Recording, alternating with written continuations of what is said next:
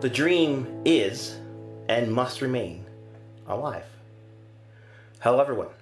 Welcome to this week's episode of Weekly Chording with me, Daz. Every week I look into a new song, and this week's suggestion comes from Glenn. And it's from Dr.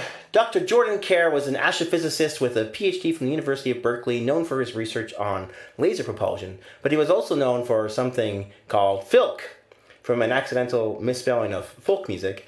Kare himself described folk songs as the folk music of a time and a community, with the community being science fiction and fantasy fans. Kare was part of a group that helped put music into print. In 1981, he co-founded Off Centaur Publications. In 1983, he was one of the editors with Terry Lee and Catherine Cook of -10 and Counting, Songs of the Space Age. Sci-fi writer Poul Anderson's introduction argued that space exploration needs its own songs, writing that people could not sustain themselves through the long, long haul ahead without songs. The collection brought together songs about the real history and imagined future of spaceflight, and it included a piece by Kare himself, Fire in the Sky. The version I was actually pointing to look at was recorded by Kristoph Klover, who worked as a producer and engineer within the folk community, including on Kare's 1991 album, Fire in the Sky. Klover recorded his own version on the 2004 collection, To Touch the Stars. And the folk community has recognized this song over the decades in many ways. It was nominated for a Pegasus Award for Best Space Song in 1993, for Best Folk Song in 2000, and won Best Classic Folk Song in 2010. So here is my personal take on Fire in the Sky, with words and music by Dr. Jordin Kare and additional lyrics by Kristoph Klover.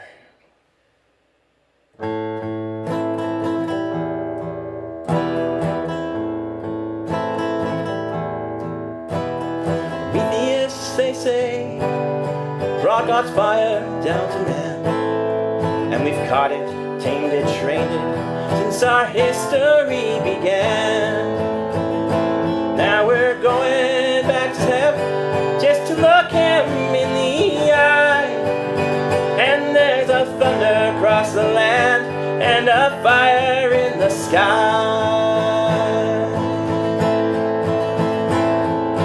Gagarin was the first, back in 1961, when like Icarus undaunted, he climbed to reach the sun. And he knew he might not make it, for it's never hard to die. But he lifted off the pad, wrote a fire in the sky. Yet a higher goal was calling, and we swore we'd reach it soon. We gave ourselves a decade to put fire on the moon. And Apollo told the world we can do it if we try. For there was one small step and a fire in the sky.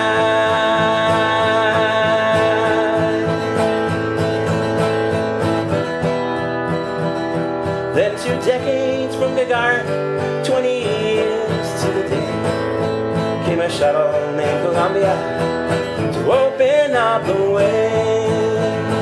And they said she's just a truck, she's a truck that's aiming high.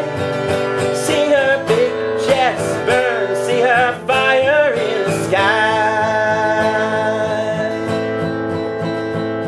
I dreamed last night of a little boy's first space flight. Turned into me, watching on my parents' small TV.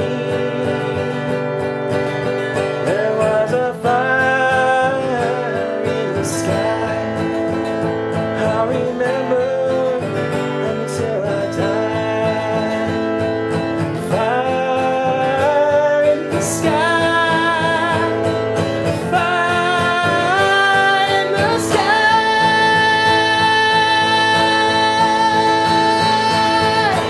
Yes, the gods, they don't give lightly of the powers they have made. With Challenger and then Columbia, once again the price is paid. Though our nation watched them fall, and the world could only cry as they passed from us to glory, riding fire in the sky.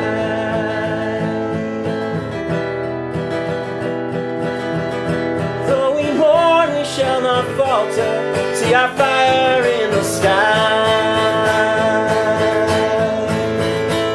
Now the rest is up to us, there's a future to one. We must turn our faces outward, we will do what must be done.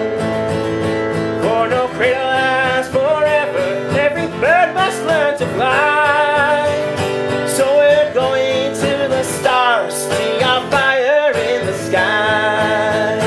Yes, we're going to the stars, see our fire in the sky. I remember until I die, fire in the sky, see our fire in the sky.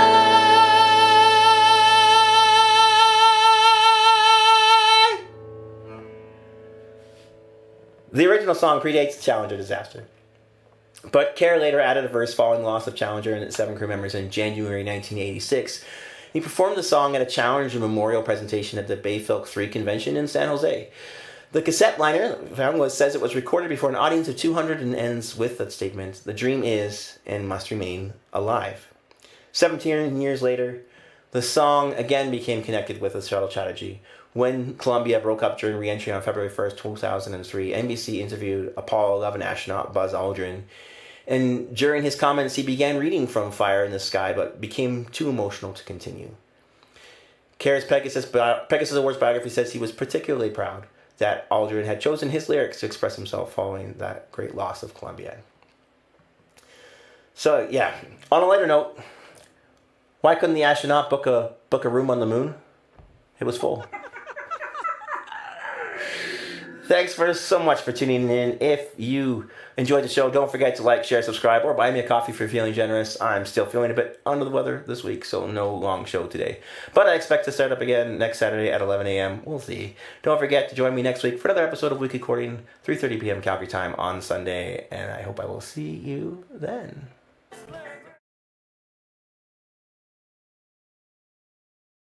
See our fire in the sky. Yes, we're going to the stars. See our fire.